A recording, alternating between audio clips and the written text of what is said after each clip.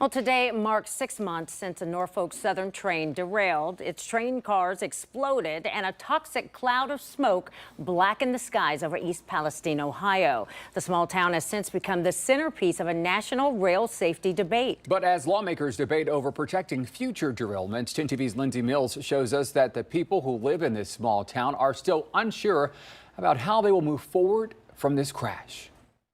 No matter how much time has passed. There are many of us that are still displaced. Moving on from February 3rd. We still do not have the truths that we desperately need.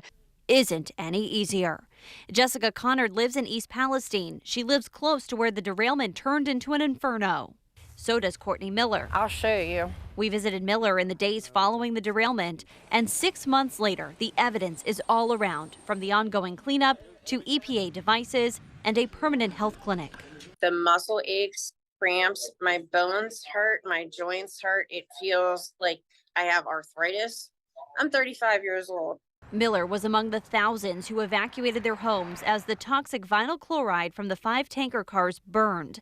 Most have returned, though many, Miller included, complain about the illnesses and worry about what's leaked into the soil, water, and air.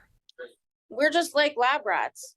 An NTSB investigation found an issue with detectors placed along the railroad tracks. Designed to check the temperature of each set of wheels as the train goes by, these detectors are supposed to signal when there are problems like overheating. Surveillance video obtained by 10 Investigates shows sparks flying underneath the train miles before it derailed in East Palestine.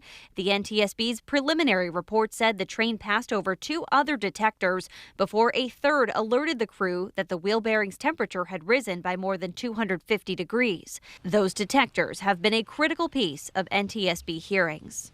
Until it reaches that threshold as it stands now, the crew's not notified until we have a car that's on fire. And that's just not the way we should be doing business. It endangers the community. Unions are pushing lawmakers for additional safety measures in the state. It's been the topic of hearings in Ohio and D.C.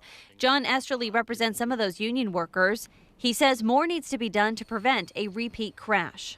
The federal rail safety legislation that mirrors what Ohio has done seems to have kind of stalled out at this point. So we're hoping to get some momentum behind it again when folks get back from summer break.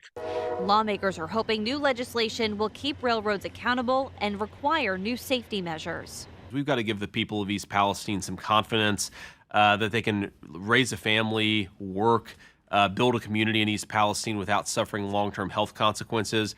Republican Senator J.D. Vance co-wrote the bill, reaching across the aisle to work with Senator Sherrod Brown. It would require a 2-person crew in all trains. There's also funding for more detectors that watch for overheating train axles, money for training first responders on hazardous materials, and research for constructing safer rail cars that transport those materials. Vance says it's also designed to hold railways accountable. I'm not satisfied, and I don't think the people of East Palestine should be satisfied either. Firefighters who responded to the crash also struggled to immediately identify exactly what was on the train. The NTSB blamed the railroad, saying there was a breakdown of communication. Connard isn't worried about how the crash happened. She's looking for action to keep her family safe in the months following the derailment. A group of us went to Washington, D.C. last week in an effort to bring senator support for the emergency declaration for Ohio, West Virginia, and Pennsylvania. These are the areas, this is the 30-mile radius that has been impacted. So, I'm hoping that we were heard. It's only been a couple days. The EPA stands by its monitoring that the air is safe. Reports published by the agency show that the air quality has remained below screening levels. Soil tests, as reported by the EPA, have also not yet detected any concerning levels of contaminants. But residents like Jessica Connard have a hard time believing it. We deserve that reassurance that our bodies are going to be taken care of in 20 years when the cancer clusters start coming. Lindsay Mills, 10 TV News. Now, in the month since the derailment, Norfolk Southern has set up a training facility to help teach first responders and railroad workers alike on how to best respond to derailments. The railroad has also created a long-term fund for protecting drinking water, though it says testing shows that water is safe. The railroad faces several class class action lawsuits and an additional lawsuit from the state and U.S. Justice Department. Part of those lawsuits are aimed at forcing the railroad to fully cover the cost of cleaning up.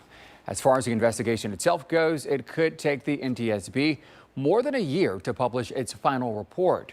Meanwhile, Norfolk Southern is changing its policies when it responding to overheating axles like the one that caused that crash in East Palestine.